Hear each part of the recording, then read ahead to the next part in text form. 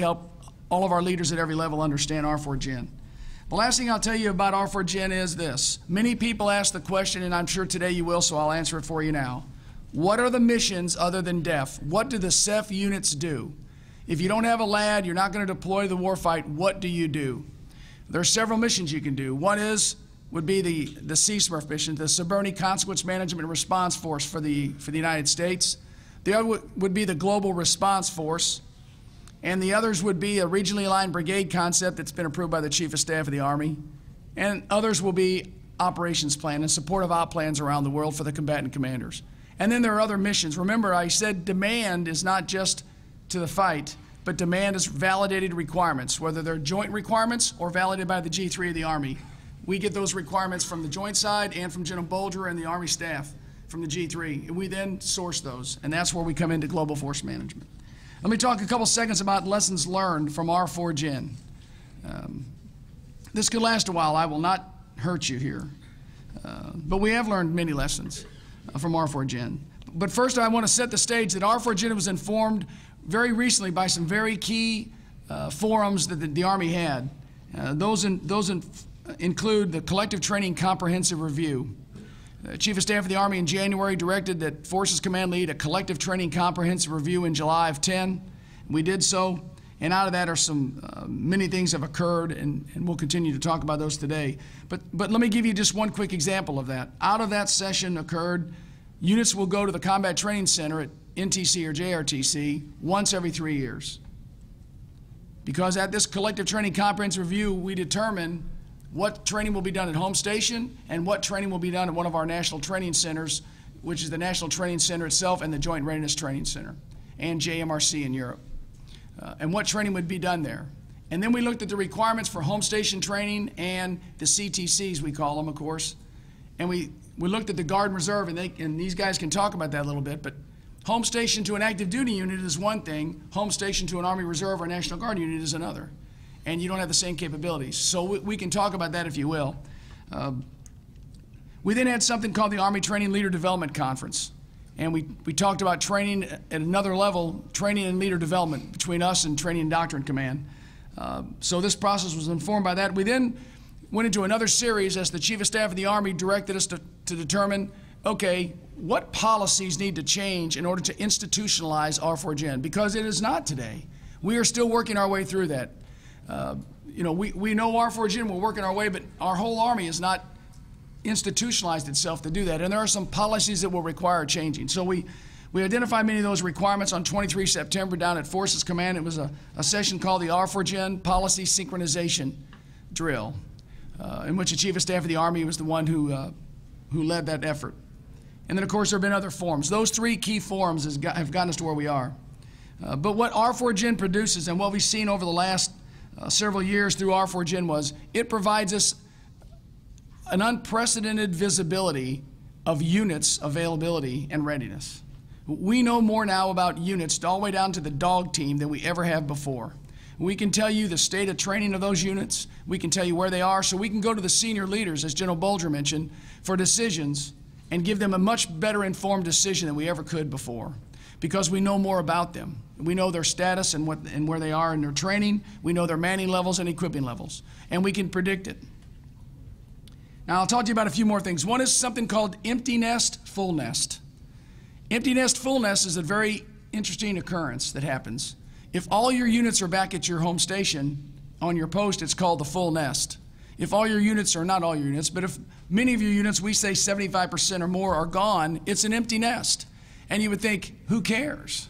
Well, an empty nest, everyone's gone. I mean, most of your folks are gone, so getting training ranges is not a problem. But when you have a full nest, and remember, I'm talking training, you can just imagine, it goes on, medical facilities and other capabilities for families and others. But when everyone's back, it is another different dynamic, because now you've got everyone vying for the same ranges. That's where R4Gen is really key, because it helps synchronize our force. Fort Lewis had 3 Striker Brigades return recently. So those units would have lined up on an R4Gen cycle almost together. But what we've done through R4Gen is we have separated them by 90 days each on when they will go into that available pool. So that now units don't need to go to certain level ranges because their available date, when they're going to be available for a year, isn't until later. So this will take discipline for units to do that.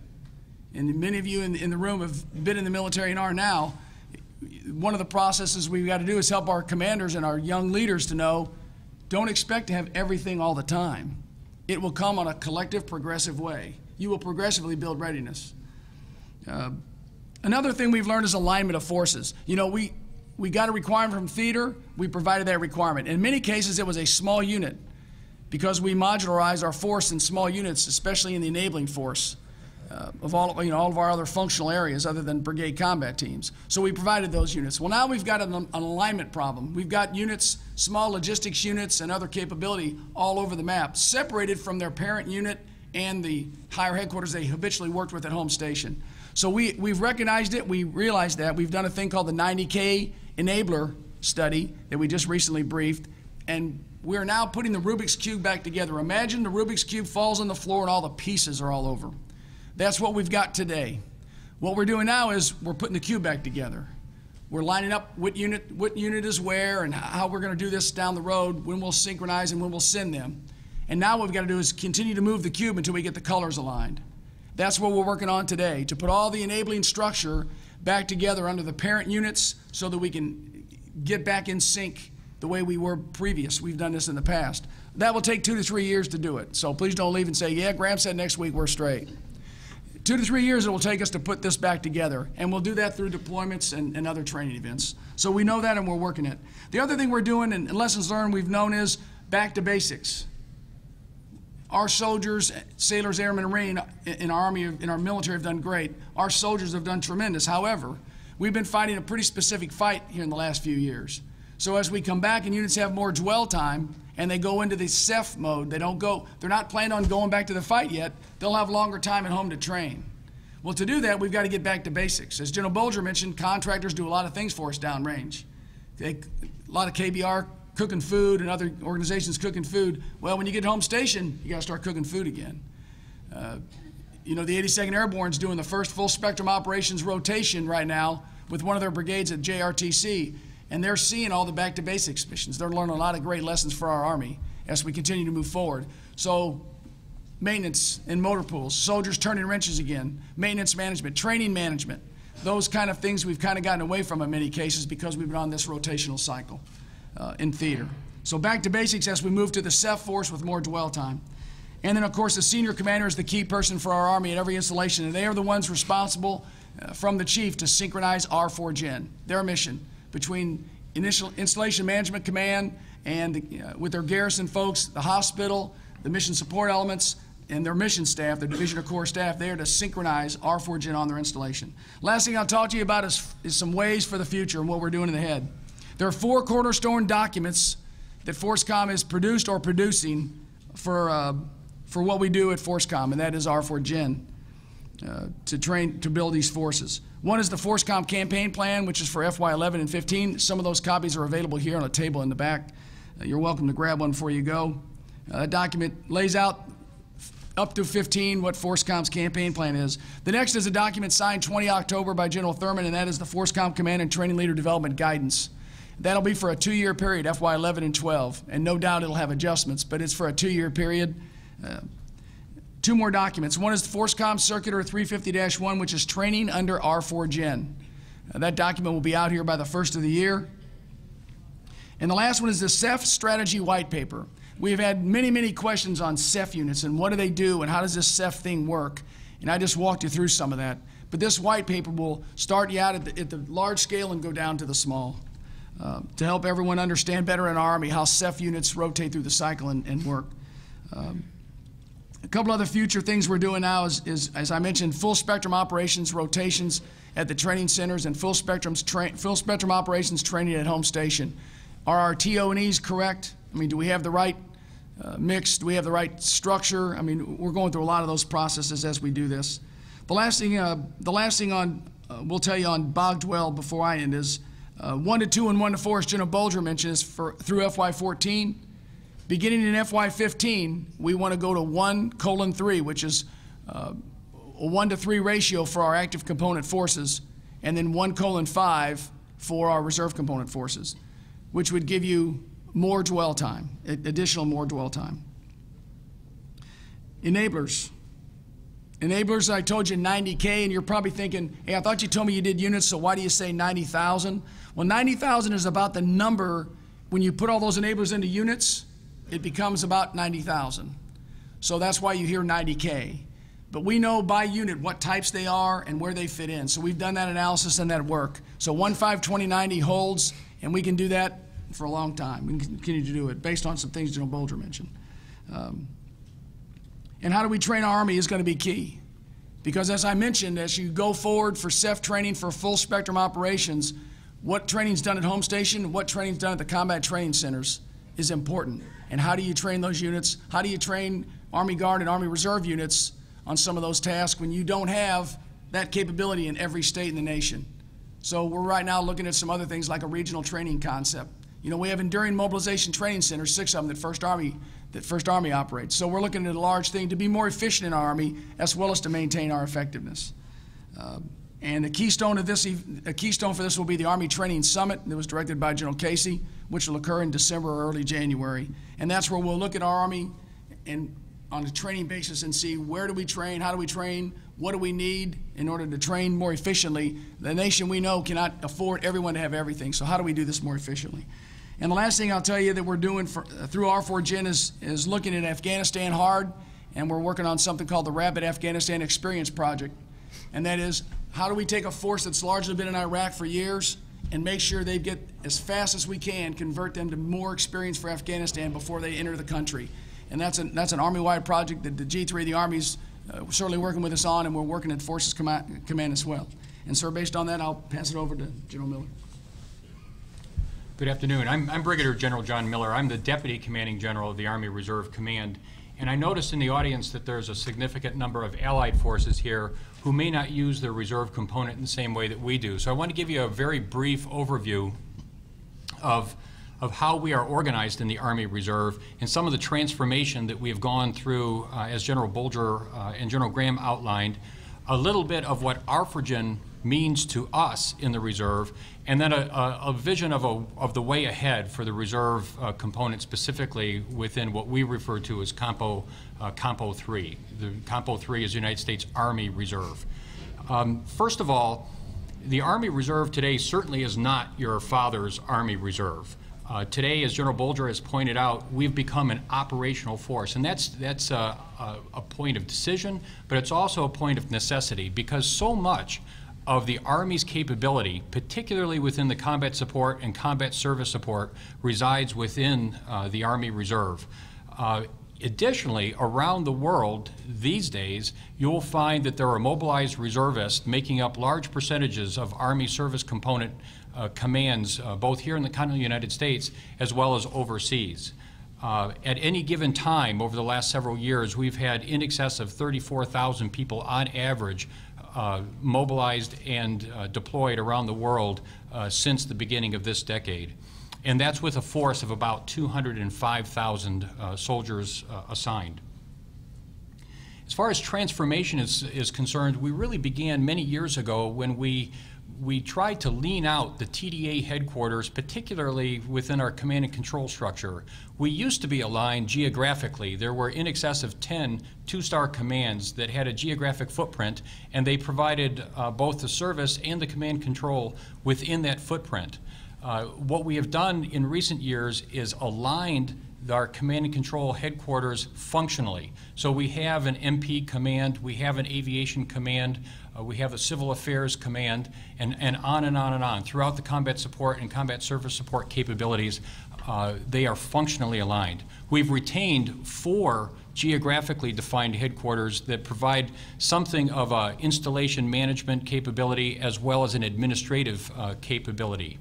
But throughout the Army Reserves, very high percentages of those combat support and combat service support, as I mentioned, are there. 100% of all of the Army's training divisions are within the Army Reserve. Very high percentages of our medical capability are within the Reserve. All but one conventional civil affairs brigades are in the Army Reserve. There is one emerging civil affairs brigade in the active component being developed, and that's the conventional side. Of course, the special ops has a lot of their own civil affairs capability. But as we continue to transform, we've done that organizationally by making those functional alignments that I referred to. It really serves two important points. One, it better aligns us with the active component. A lot of the training divisions that I referred to earlier are now actually OPCON to TRADOC. They provide capabilities to First Army that very high percentages of First Army are made up of mobilized Army reservists, and that's an important part of the fourth generation capability that then frees more structure within the Army to deploy. The other thing that we have done is adopted, as General Graham has outlined, the ARFRGEN model. Now, to us, it's meaningfully different in terms of length than the active component. He said that we are working towards a 1 to 5 ratio. Currently, we are modeled after a 1 to 4, and some of our capabilities, because of force structure issues, are actually spinning and at rates much higher than that. Civil affairs, military police, a lot of our transportation capabilities are spinning at a rate much faster than 1 to 4.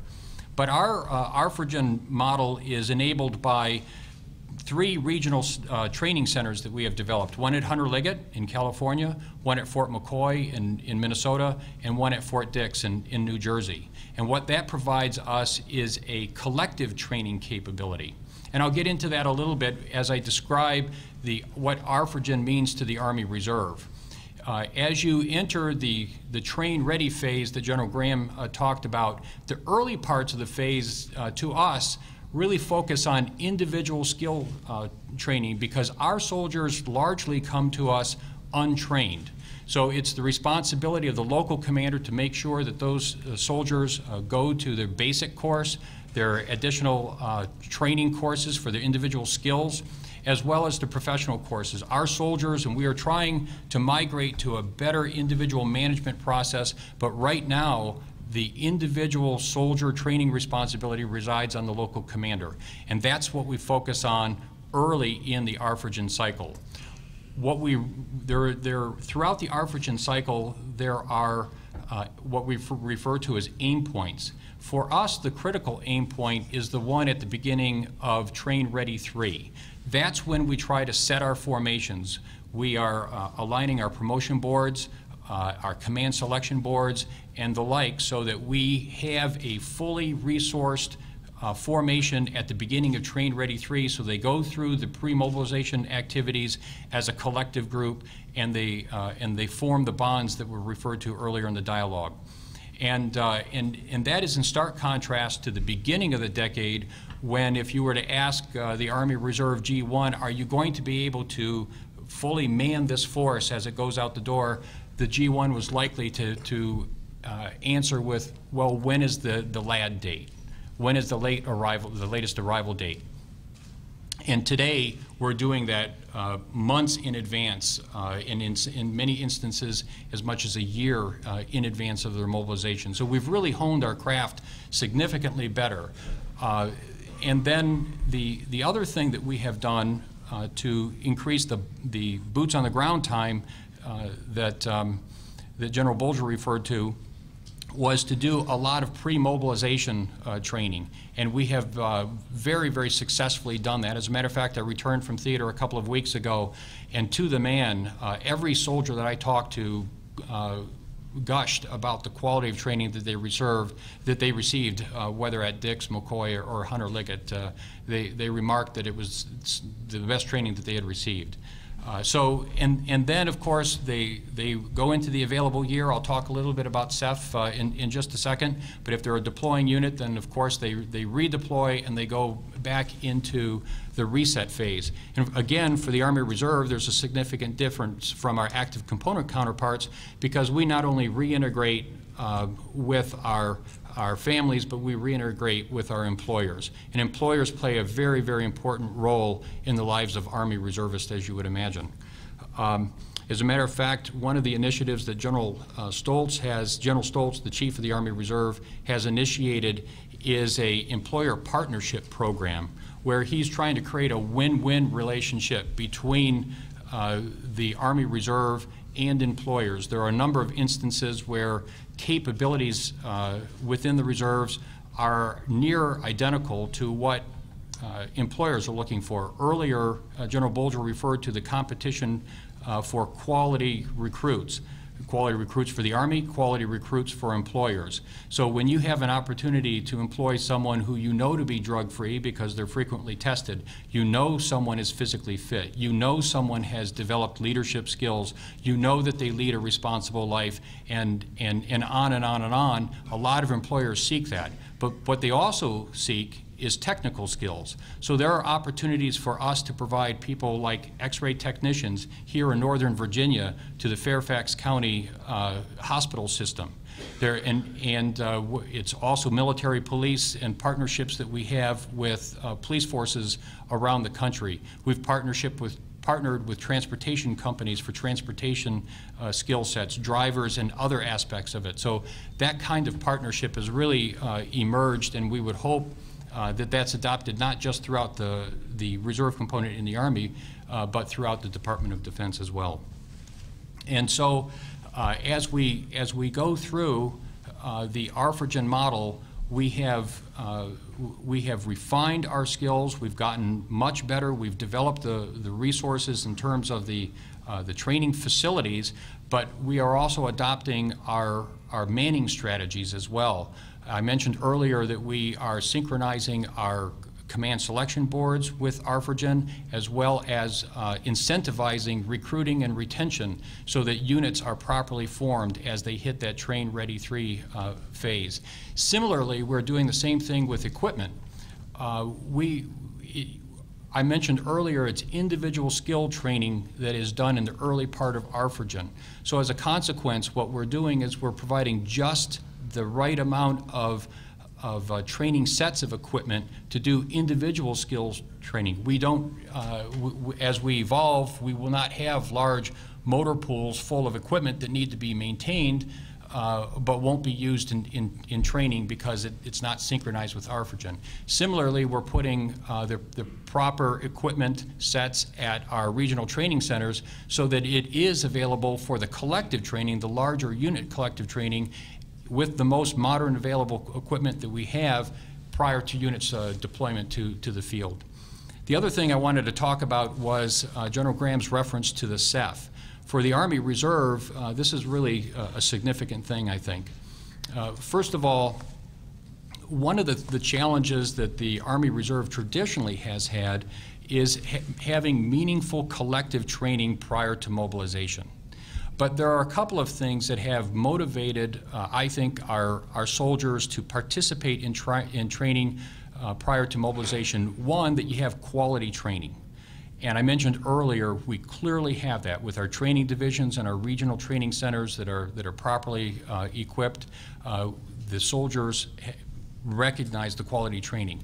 And then the other thing is the training with a purpose. And that is that when you get into your available year, whether you're going to deploy or you're going to be properly utilized, that provides an incentive for the soldiers to participate in that in the pre-mobilization activities.